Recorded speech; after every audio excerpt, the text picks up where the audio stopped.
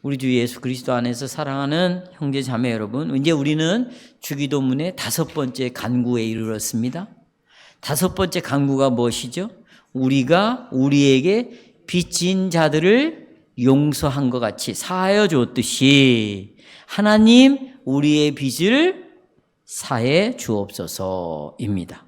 얼핏 보면 마치 우리 죄에 대한 하나님의 용서하심이 나에게 달린 것처럼 설명하고 있어요. 이 기도문에 보면.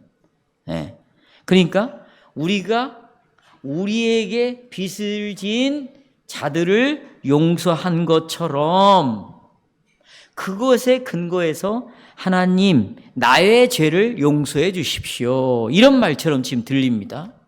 그러니까 우리의 죄의 용서가 하나님이 나를 죄를 용서해 주는 것은 내 행위에 묶여 있는 것처럼 생각이 들어요. 내 행위. 그러니까 내가 내 이웃에 대하여 용서해 주면 그 행위에 근거해서 하나님 내 죄도 용서해 주세요. 이런 말처럼 들리고 있습니다. 그런데 여러분, 죄 사함은 오로지 예수 그리스도의 구속, 십자가에 근거한 거죠? 그렇죠? 네. 죄 사함은 은혜의 문제입니까? 내 행위의 문제입니까? 은혜의 문제겠죠. 그렇습니다. 그러니까 내 죄가 용서받는, 그래서 구원을 얻는 토대, 뿌리는 결코 우리 안에 있지 않아요. 그렇죠? 여러분 이것을 확실히 믿으시죠? 여기까지는 잘 이해하고 있어요. 그런데 내 죄가 용서되어졌다라는 것은 그 자체가 중요한 게 아니에요. 내 죄가 용서되어졌다라는 것은 시작에 불과한 거예요. 이렇게 죄를 용서해 준 목적이 있잖아요. 그렇죠? 이게 더 중요해요. 또 내가 죄를 용서받았으면 그러면 나에게서, 내 안에서 죄가 용서받았다는 것은 은혜를 입었다는 건데, 그러면 이 은혜를 받은 증거가 내 안에서 드러나는 것이 더 중요하죠. 죄를 용서받는 목적이 더 중요하고, 또 죄가 용서되었다는 것에 대한 결과가 나타나는 것이 더 중요하죠.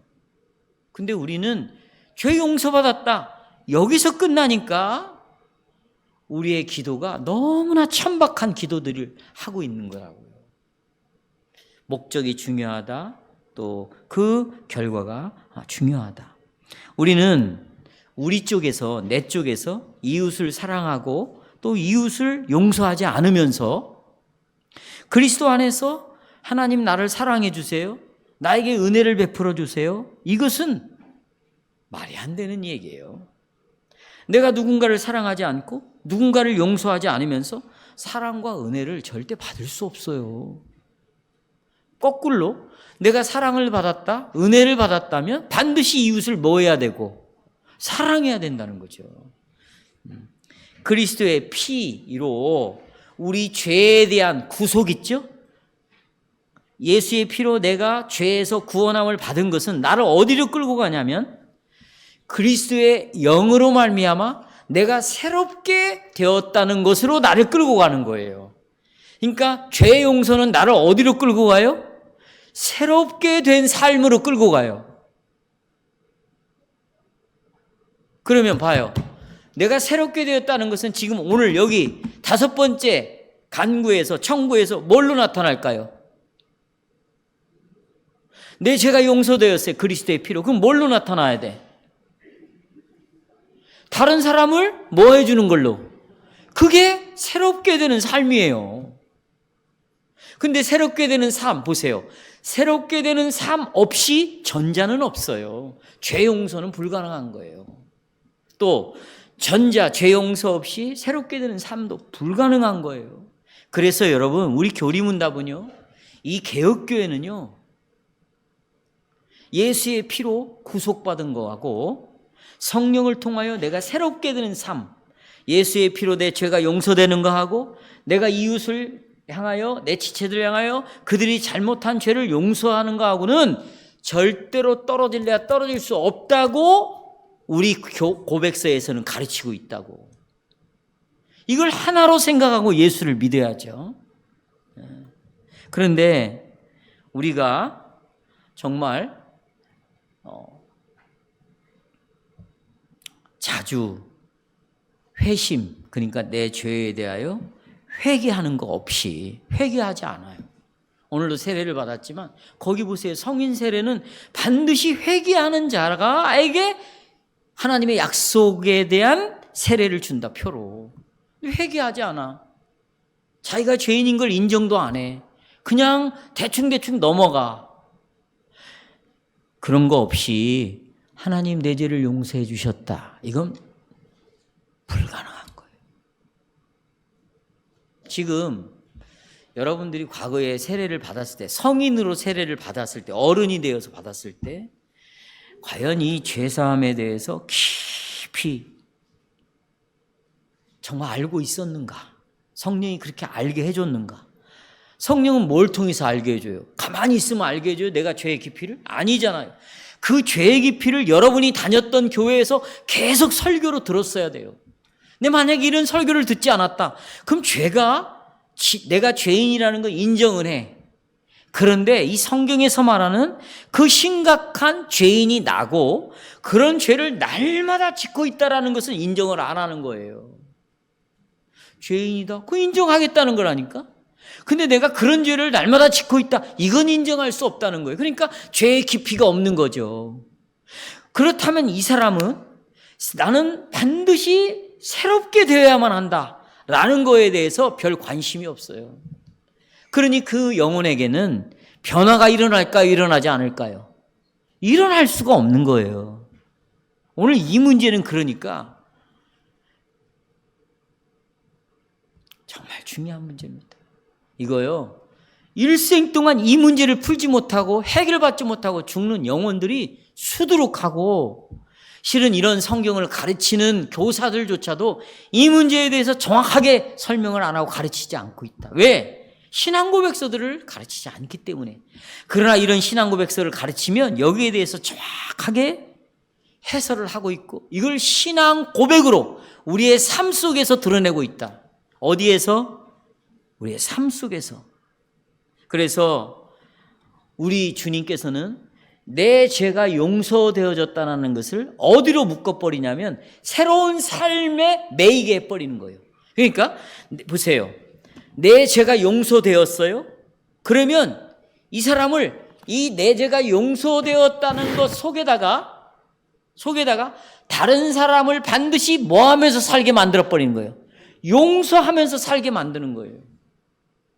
그러니까 예수님의 피로 내 죄는 용서받았다고 하면서 자기 지인들, 식구들, 주위에 있는 사람들에 대해서 계속해서 분노와 미움과 그들에 의하여 100배의 보복심을 갖고 살아간다. 이 사람은 죄 용서받았지만 새롭게 되는 삶은 포기하고 살아가는 거예요. 그러면 이 사람의 죄 용서는 진짜가 아니라는 거예요. 저는 오늘 다음과 같은 주제로 설교를 요약합니다. 죄 용서를 위해서 기도하라고 하시는 주님의 교훈에 관한 고백입니다. 두 가지 말씀드립니다. 아주 간단해요. 첫째는 보십시오. 첫째, 그리스도의 피로 씻어달라고 기도하래요. 언제? 이게 중요한 거예요. 날마다 예수의 피로 내 죄를 용서해 주세요. 날마다 기도하라는 거예요. 날마다. 둘째, 우리는 이제 앞에서는 그리스도의 피죠. 두 번째는 그리스도의 영으로 새롭게 해달라고 기도하래요. 언제? 날마다.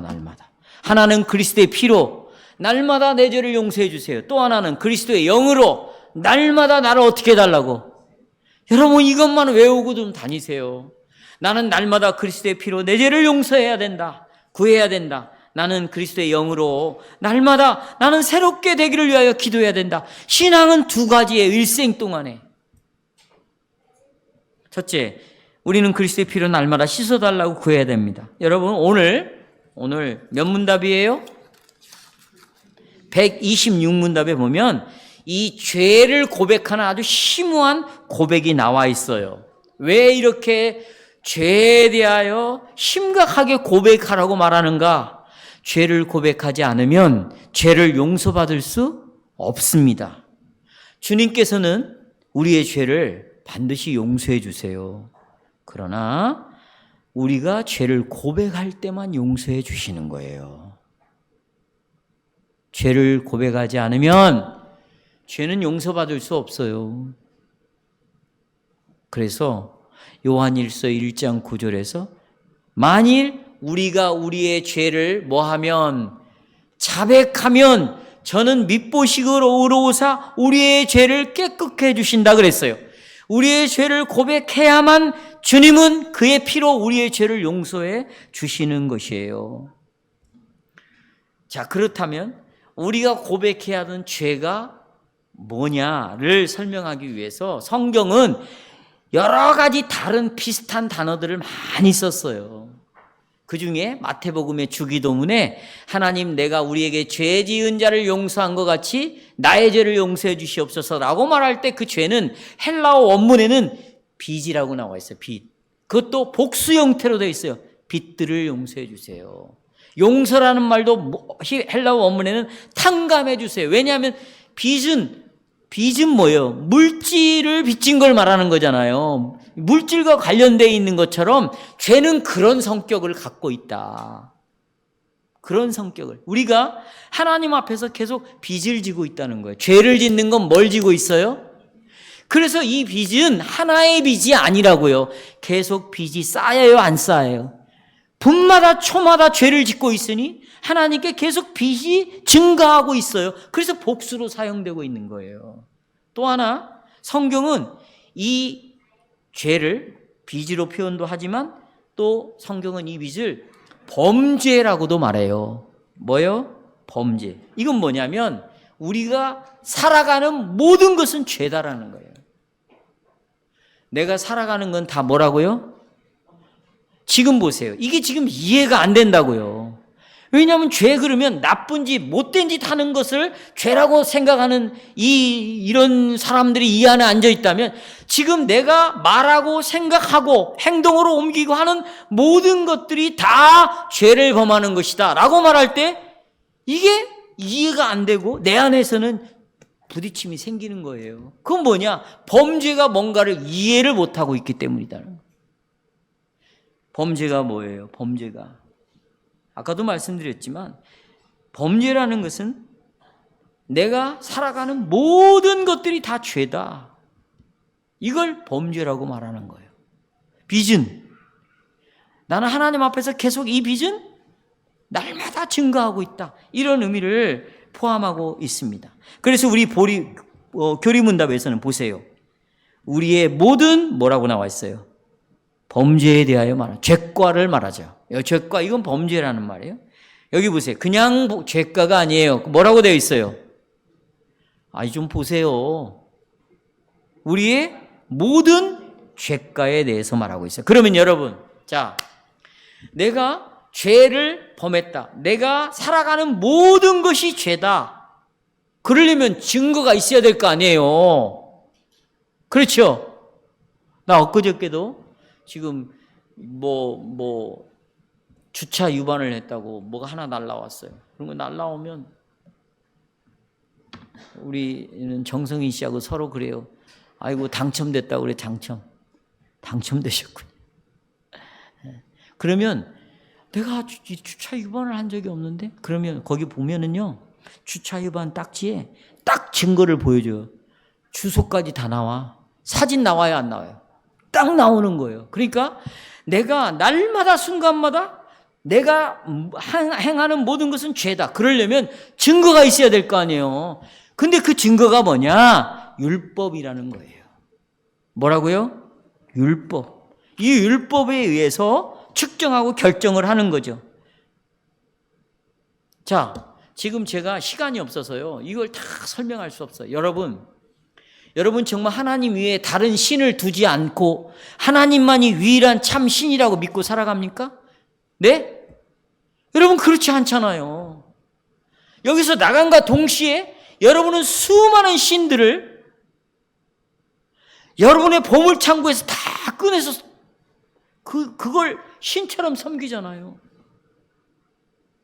그리고 우리가 우리 자기 나름의 방식으로 예수는 이런 분이다, 하나님 이런 분이다, 그리고 온갖 우상 숭배를 만들어 놓고 그 절하고 경배하고 살아가잖아요.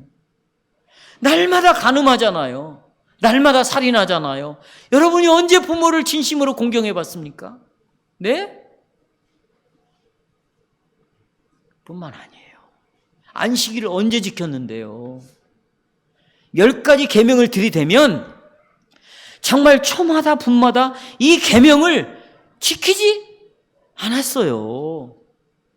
그렇잖아요? 이게 범죄라는 거예요, 범죄. 우리는 그런 존재다. 지금 그것을 신앙고백에서 말해주고 있어요. 우리가 보통 죄를 지었다, 죄인이다 그러면은요, 이렇게 생각을 해요. 막 습관적으로 막 고질적으로 죄를 짓는 사람들 있죠. 막 악질들 있잖아요. 그 악질들을 막 습관적으로 반복해서 막 구타도 막 반복해서 하는 거예요. 막 여러분 보세요. 반복해서 막 고질적으로 이런 사람들을 죄인이라고 생각해. 그런데 나와 그 사람을 한번 비교해 보세요. 나는 그런 사람이 아니거든요. 그러니까 나는 습관적으로 고질적으로 그런 죄를 짓지 않는다고 본인에 대해서는 선하다고 생각을 하는 거예요. 그런데 여러분, 오늘 여기 하이델베르크 요리문답에 보세요. 뭐라고 붙어요? 우리에게 남아있는 부패들 한번 보십시오. 신앙고백서. 거기 보면 부패인데 뭐라고 앞에 설명이 되어 있어요. 따라서 남아있는 부패들. 이게 뭐냐면 이게 무슨 뜻이냐면 내 안에 껌딱지처럼 이 죄들이 붙어 있다 그 말이에요. 부패가 껌딱지처럼 달라붙어 있어요. 그러니까 여러분, 껌딱지처럼 이 악함이 내 안에 속에 달라붙어 갖고 초마다 분마다 하나님의 계명들을 계속 어기면서 살아가고 있단 말이에요. 뭘로?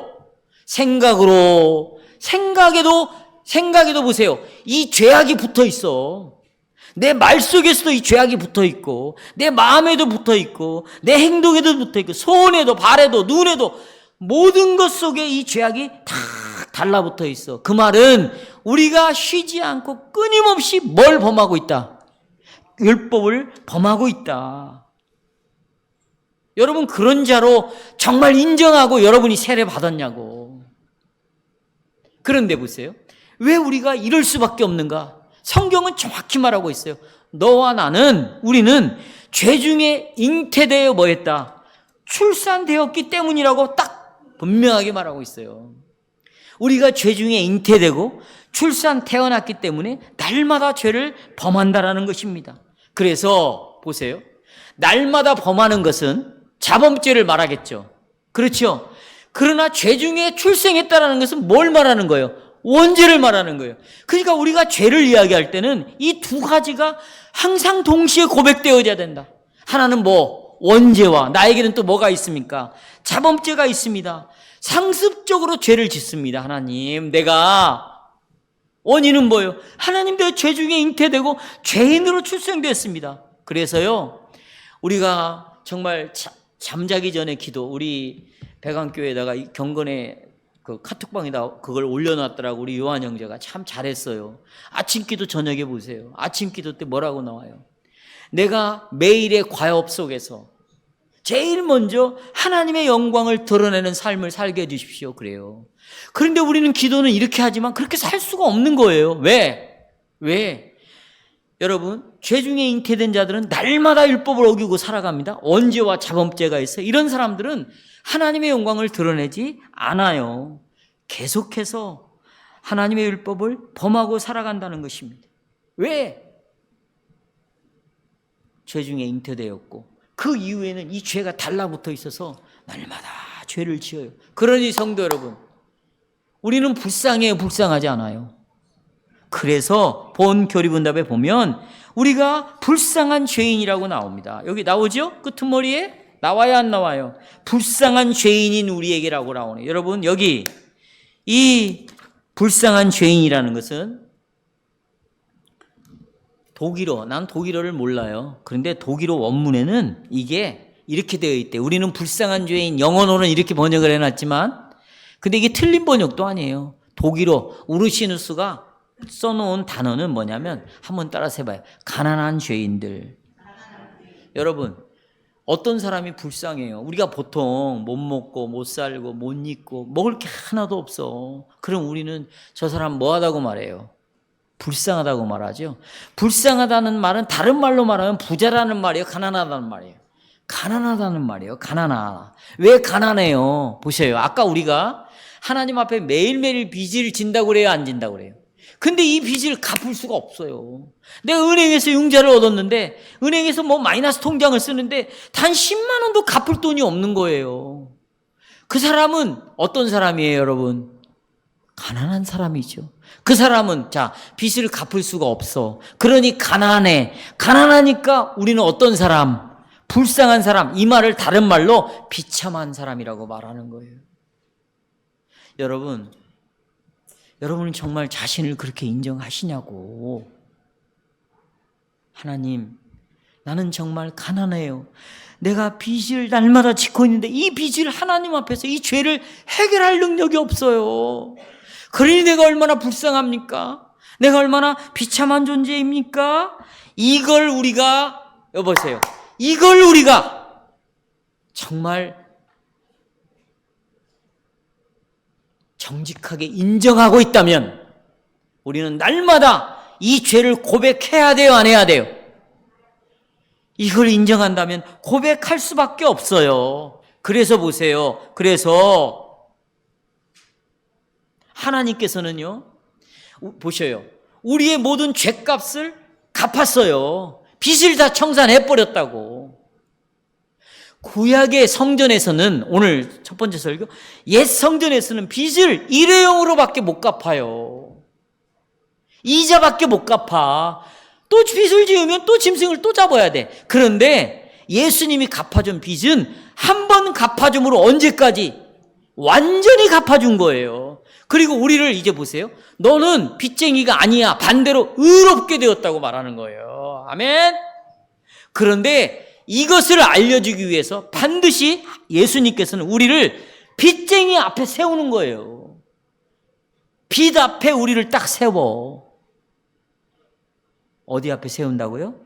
빚 앞에 우리를 딱 세웁니다. 왜? 이 죄값이 해결됐다는 거 알려주기 위해서. 우리가 의롭게 되었다는 것을 알려주기 위해서. 또 그리스도께서는 보세요. 우리가 얼마나 죄인인가, 가난한 자인가, 비참한 자인가를 가르치셔서 이 빚을 갚을 수 있는 건 세상에 여러 명이 있는 것이 아니다. 이 빚을 갚을 수 있는 분은 딱 몇 분. 그걸 유일한 구주라고 말하는 거예요. 유일한 구주인 것을 알도록 하십니다. 내 죄를 용서해 주시옵소서라고 말씀을 그렇게 기도하라고 말하고, 그리고 나서 우리의 죄사함의 유일한 근거는 여기 보시면 여기 예수의 피로 말미암아 나오죠. 이 죄사함의 유일한 근거는 예수님의 피밖에 없다. 그리고는 우리를 전부 끌고 어디로 올라가냐면, 어디서 피를 흘리셨어요? 골고다로. 보세요. 골고다로 우리를 딱 끌고 가는 거예요. 우리의 죄를 해결하기 위해서 우리를 예수의 피를 보게 하고, 거기에서 보세요. 예수 그리스도는 하나님의 공의로움을 만족했습니다. 하나님은 우리에게 이렇게 살아라 라고 계명을 주셨는데, 인간은 죄 중에 잉태되고 언제 그 다음에 날마다 죄를 짓는 모습을 통하여서 이 계명을 어기고 있다. 그래서 십자가의 피를 바라보게 함으로 예수님이 하나님의 그 공의로운 요구를 계속해서, 하나님 우리에게 의로움을 요구해요, 안 해요? 계명대로 살라고 요구해요, 안 해요? 그 요구를 누가 만족시켜요? 예수님이 만족시켜 주시고, 율법을 성취하시고, 그 하나님의 진노를 풀어내시고, 그래서 완전한 희생을 하신 분이 골고다의 십자가다. 그러니 거기를 바라보라는 거예요. 그런데 이런 예수를 12지파 유대인들은 어떻게 거부해버리고 예수를 십자가에다 어떻게 해버렸어요? 죽여버렸어요. 그래서 거기에 대한 심판을 구름 타고 오신다라는 말로 찌른 자들을 심판하는데, 어떻게 심판하는가? 로마의 군사들을 동원해가지고 그러잖아요. 이 지구상에 이제는 여러분 유대 나라는 하나님의 언약 백성이 12지파는 지금 존재해야 안 해요? 안 하는 거예요. 이제 끝났어요.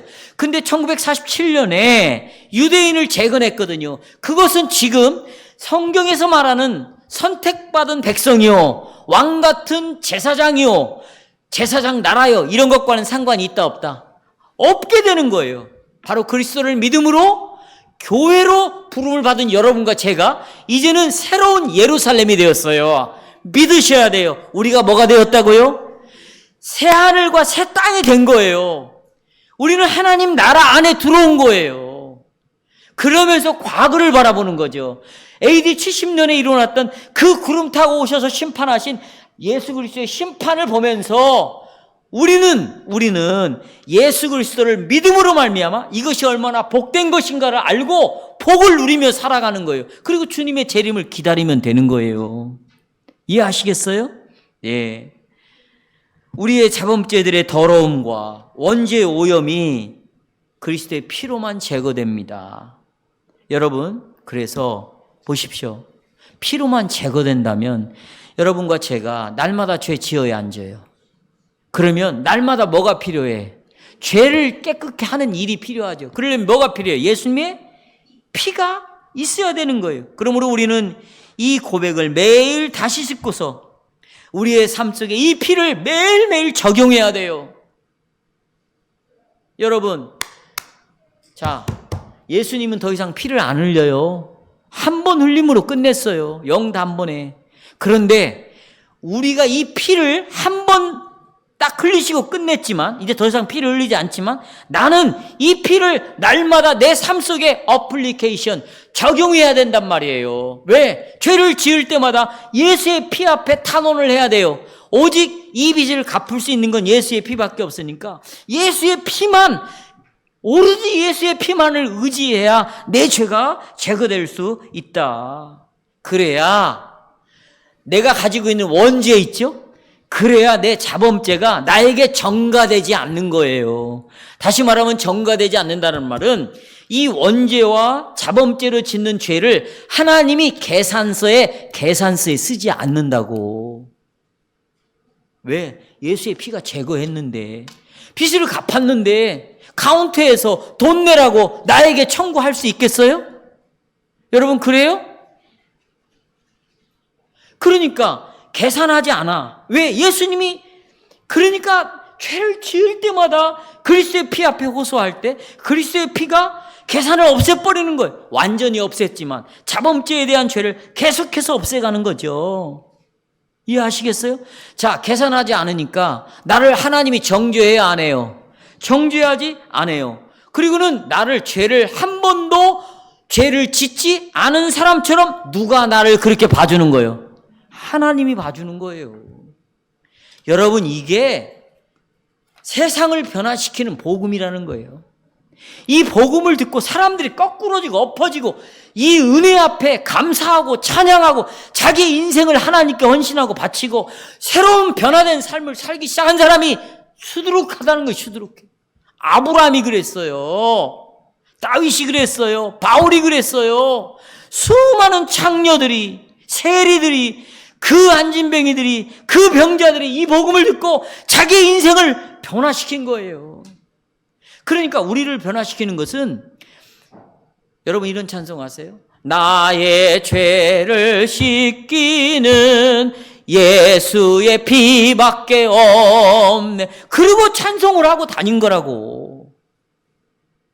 그런 여러분들이 세상과 하나가 되고 혼합돼가지고 비빔밥처럼 그들과 함께 즐기는 것을 즐거워하고 그들이 추구하는 걸 나도 추구하고 있고 그들이 이 땅에 행복을 두는 것처럼 내가 이 땅에서 행복을 찾고 살아간다면 그리스도의 피는 개죽음밖에 안 되는 거예요. 예수의 피는 뭐라고요? 개죽음이에요. 그것을 갈라디아에서 사도 바울이 말하는 거예요. 예수를 개죽음으로 만들지 말라. 헛된 죽음으로 만들지 말라. 그리스도의 피는 우리에게 그래서 절대적으로 필요한 겁니다. 날마다 우리는 죄의 더러움으로 오염되어 있어요. 그러니 날마다 죄의 능력을 우리가 체험하고 살아가는 거지. 날마다 죄를 경험하는 거예요. 그러나 죄만 경험해요? 여러분, 죄만 경험하냐고요? 우리는 날마다 이 피로 내 죄가 씻어지심과 그 다음에 나를 이 죄로부터 구원하는 능력, 죄를 제거하는 능력을, 그리고 죄가 전가되지 않고 깨끗하게 해결되는 능력을 날마다 우리가 경험하는 거예요, 형제리 형제. 예? 그러니까 오늘 세례받은 김미화 씨는 날마다 내가 이 물로 더러움이 깨끗하게 식혀진 것처럼 그 물은 피를 가리키고 있으니까 이 피가 날마다 내가 죄를 짓는 것도 경험하지만 날마다 이 피로 내가 죄가 용서되어진다. 이런 사람이 죄를 짓고 캄캄한 밤에 그런 두려움 속에서 나는 죄인이야. 나는 어쩔 수 없어. 나는 왜 이렇게 사는지 몰라. 이러고 자빠져 누워 있겠냐고. 그럴 수가 없는 거예요. 주님이 나를 깨끗하게 한 것 때문에 죄로 인한 고통과 두려움보다는 평강이 찾아오는 거잖아요. 성부와 성자와 성령의 이름으로 너희에게 은혜와 평강이 뭐할지어다. 그 은혜와 평강이 내 죄를 용서해 주셨구나. 나에게 드디어 평강을 주셨구나. 그래서 여러분, 우리는 오직 기도할 것은 예수의 피밖에 없습니다. 기도하라고 말씀하시잖아요. 뭐라고? 내 죄를 용서해 주세요. 기도하라고잖아요. 뭘로 용서받아요? 예수의 피로. 기도하면 하나님이 응답해 주셔요, 안 해주셔요? 응답해요. 어떻게? 그렇게 기도하라고 하지. 예수님께서 피를 흘리셨어요. 그리고 생명을 내놓으셨어요. 그리고 샬롬, 부활하시고 난 다음 부활하시고 살아나셔가지고 뭐라고 그랬어요? 처음에 제자들에게 나타나면 샬롬, 평강이 있을지어다. 뭐예요? 너희들의 죄는 끝났다는 거예요. 너희들은 용서되어졌다는 거예요. 두려워 말라는 것이.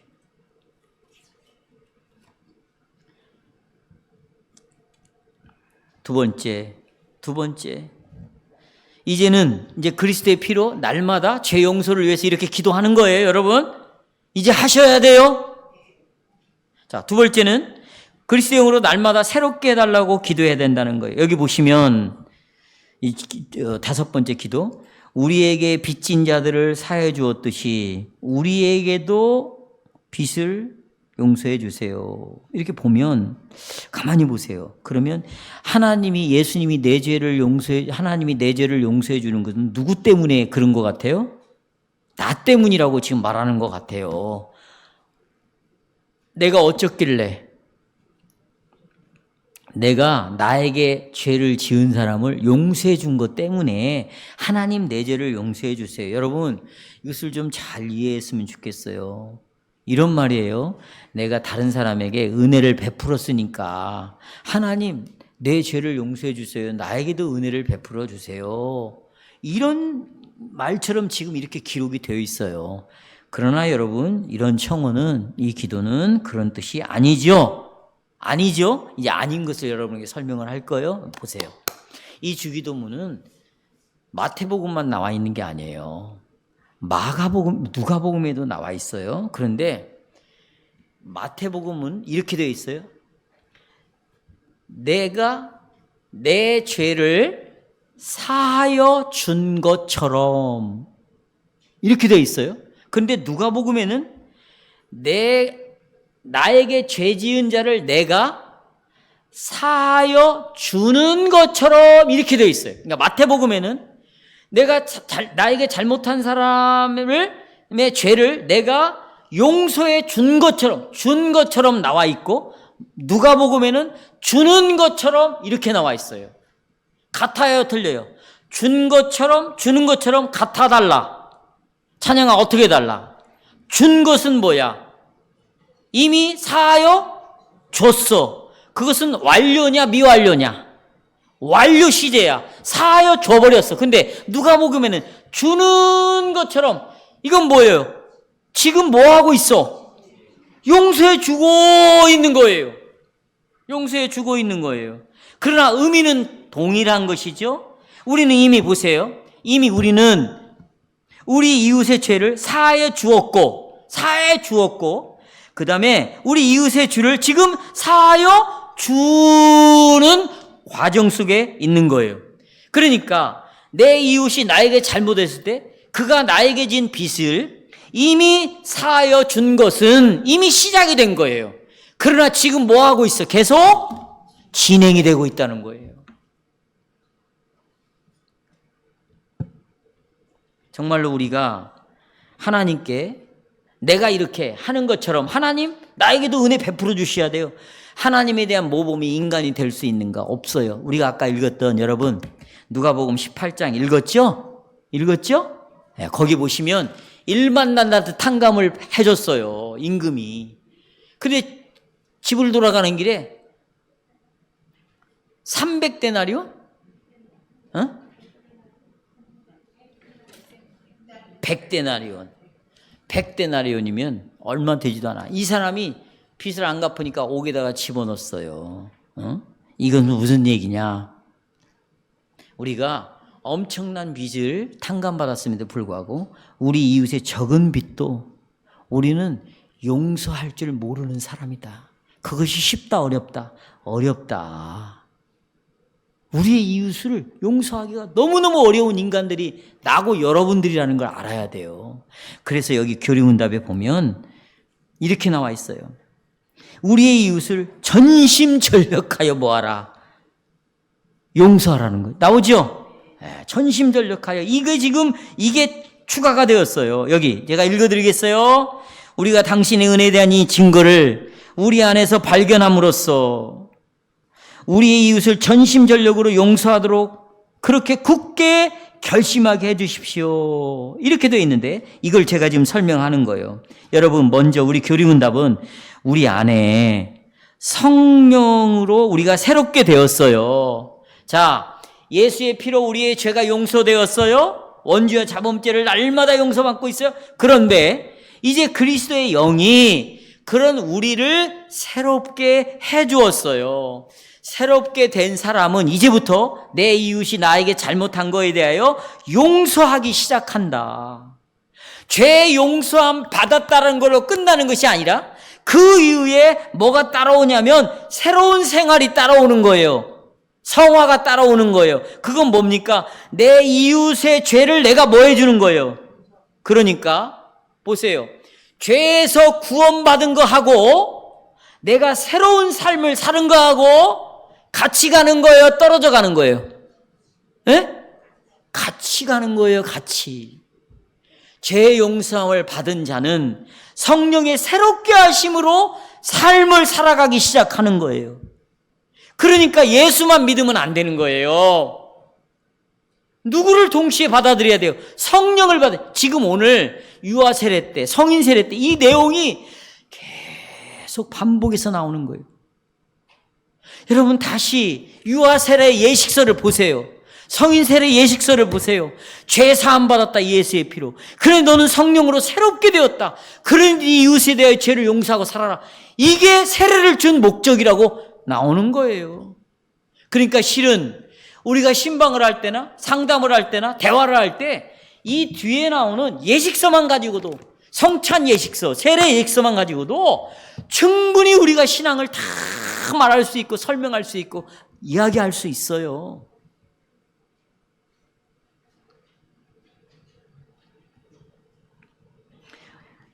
여러분, 우리는 스스로 우리 자신의 근거에서 다른 사람을 용서할 수 없어요. 그런데 성령께서 내 안에 은혜를 베풀어 주셨어요. 예수를 누군가 알게 했어요. 이분이 십자가의 피를 알게 했어요. 내가 의롭게 되었다는 걸 알게 되었어요. 이런 놀라운 그 은혜들을 내 안에서 역사를 해주셨기 때문에 그 결과로 다른 사람을 용서할 수 있게 되는 거예요. 하나님의 아들의 피로 우리의 죄를 씻으시고 성령의 능력으로 다른 사람의 잘못을 용서할 수 있도록 그렇게 하나님이 하시는 것이지요. 여러분, 자, 이 모두가 얼마나 잘 어울리는 환상의 커플이에요. 그렇죠? 내 예수의 피, 용서. 그 다음에 성령, 새로운 삶을 살게 함. 이게 얼마나 환상적인 커플이냐고. 그런데 우리가 보세요. 이웃에 대하여 증오하는 마음을 가지고 살면서 나는 참 믿음으로 하나님께 나간다?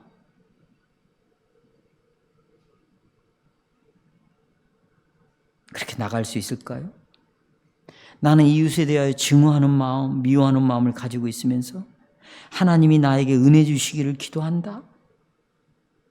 나는 우리 형제 자매의 지은 죄를 내 손으로 딱 움켜쥐으면서 하나님 내 빚을 용서해 주세요라고 기도할 수 있을까요? 그럴 수 있어요?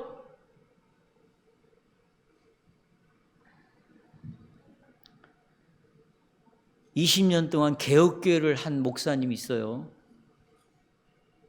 근데 그분은 이 심장 박동기가 더 이상 돌아가지 않아서 목회를 할 수가 없어요. 그래서 사임을 요청을 했어요. 그랬더니 목사님의 흠집들을 찾아내가지고 다음 주부터 설교를 못하게 쫓아내버렸어요. 그래서 지금 이 문제에 대해서 자유개혁교회와 백안교회가 개입을 했어요. 어쩌면 제가 그 교회 가서 설교를 해야 되는 상황이 벌어지고 있어요, 지금. 여기 대독하고, 왜냐하면 여러분 보세요. 이제 어느 교회가 목자가 없어요. 진리가 사라졌어요. 인간들이 판을 쳐.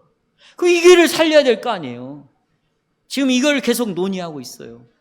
어떻게 내 형제의 그 허물을 딱 움켜쥐으면서 하나님 내 빚을 용서해 주세요. 내가 증오하면서 하나님 나에게 은혜 베푸세요. 믿음으로 내가 하나님께 나가겠어요. 이것은 그 안에 은혜의 증거가 없다는 거예요. 내 안에 은혜가 있으면 밖으로 증거가 나타난다, 안 나타난다? 크게 말해보세요. 은혜는 밖으로 증거가 나타난다, 안 나타난다? 그런데 그게 안 나타나는 거예요. 여러분, 우리가 아까 누가복음이 아니죠. 마태복음 18장에 보면 어떤 사람이 보세요. 죄를 지으면 한 사람만 1대1로 그 문제를 풀어라는 거예요. 근데 그 사람이 죄를 회개하지 않으면 두세 사람의 증인을 데리고 가서 그 죄를 해결하라는 거예요. 그래도 말을 듣지 않는다면 어디에게 말하라. 이것은 보세요. 이렇게 단계적으로 하는 행위는 그 사람을 고발해서 죽이기 위해서예요? 아니면 그 영혼을 얻기 위해서 그렇게 하는 거예요? 그럼 얻는 방법이 뭐예요? 그 사람의 죄를 뭐 해주는 거예요? 용서하는 거예요. 뭐 할 때? 회개할 때 1대1로 너 이거 죄를 지었지 않냐? 그럼 그거 하나님 앞에 회개하면 용서가 끝나는 거예요. 그걸로 끝나는 거예요. 그러니까 영혼을 얻는다는 것은 형제를 용서하는 거예요. 하나님의 자비에 의해서 내가 죄사함을 받았다면 나도 하나님의 자비를 보여줘야죠. 만약에 그렇지 않는다면 하나님의 은혜를 무시하는 거고 나는 여전히 죄 가운데 머물러 있는 거예요. 그래서 35절에 이렇게 말합니다. 35절 마태복음 18 제가 읽어드려요. 너희가 각각 중심으로 형제를 용서하지 아니하면 보세요. 너희 천부께서도 너희에게 용서한다 안 한다? 안 한다. 그러니 여러분이 용서를 받았으니까 계속해서 전심전력하여서 뭐 할 마음을 가져야 된대. 봐요. 여러분 앞에 항상 머리맡에 그리고 발끝에 내 양손 옆에 나는 용서하며 살아갈 사람이라는 것을 항상 두어야 돼요. 이것이 우리의 목적이 돼야 된다. 내가 그래서 그랬어요. 죄 용서 그 자체가 중요한 것이 아니라 이 죄 용서가 나타나는 결과를 생각해라. 이 죄 용서가 뭘 목적으로 하느냐? 내가 전심전력하여 누군가를 용서하며 살아야 되겠다. 이것을 항상 두어야 된다. 그리고 성령이 우리를 새롭게 하셨고 우리를 새롭게 만들어갈까 안 만들어갈까? 만들어가. 또 보세요. 여러분 죄를 한 번만 고백하는 것이 아니요. 죄가 계속해서 고백되어지고 계속해서 예수의 피로 이 죄를 용서해 달라고 기도한다면 여러분 안에 은혜는 계속해서 활동을 할까 안 할까? 활동을 하는 거죠. 그러면 여러분 보세요. 여기서 기적이 일어나는 거예요. 어떤 기적? 죄의 성향에 기울어져 있는 여러분의 본성 안에 기적이 생기는 거예요. 어떤 기적? 나에게 빚진 자들을 내가 용서한 것 같이 아버지 내 빚을 용서하여 주시옵소서. 다시 말하면 예수의 피가 그 능력으로 내 죄를 깨끗하게 하는 것처럼 그리스도의 영, 성령도 내 삶 속에서 나를 마침내 누군가를 용서하는 사람으로 만든다, 안 만든다? 이런 기적을 성령이 베푸는 거예요. 비록 이런 일이 어렵더라도 이런 은혜는요, 증거로 나타나는 거예요. 내 이웃을 용서하려고 전심전력하는 거예요. 내가 하나님과 죄 용서받음으로 화해하게 되었다. 나와 하나님과. 이걸 우리가 안다면 우리는 충분히 용서할 수 있도록 결정을 내리는 거예요. 이것이 새로운 본성의 원리인 거예요. 여러분, 옛 본성을 가지고 있어요? 새 본성을 가지고 있어요? 그 새 본성을 가지고 있는 원리가 뭐냐? 용서예요. 용서하는 것입니다. 이 변화는 그리스도의 피와 함께 역사하시는 성령의 능력이에요. 그러니까 예수의 피와 성령의 능력은 함께 역사를 하는 것이죠. 분리될 수 없어요. 칭의와 성화는 결코 분리될 수 없어요. 여러분, 그리스도께서 십자가에 달리신 일이 무슨 요일이었어요? 금요일이었어요.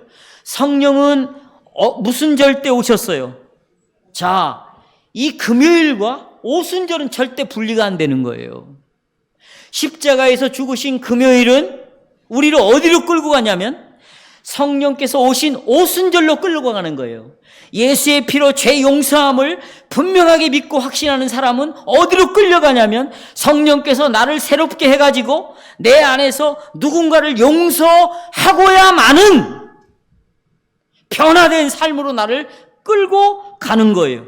다시 말하면 따라서 골고다는 오순절로 인도하고 오순절은 어디로 인도하고 골고다로. 다시 말하면 예수의 피는 성령으로 인도하고 성령은 우리를 어디로 인도하고 말씀을 맺습니다. 나에게 죄진 자를 용서한 것, 내가 나에게 죄 지은 자를 용서한 것 같이 라는 말은 성령에 대하여 말하는 거예요. 왜? 성령이 내 안에서 새로운 삶을 살게 하는데 내 이웃을 용서하게 만들잖아. 그러니까 이건 누구의 일이야? 성령의 일이야. 그러나 그런 것처럼 내 죄를 용서해 주십시오. 이것은 누구에 대해서 말해요? 예수 그리스도의 피에 대해서 말하는 것입니다. 성도 여러분, 여러분은 새롭게 된 사람입니다. 하나님께 사랑을 받은 우리는 이제 다른 사람을 사랑합시다.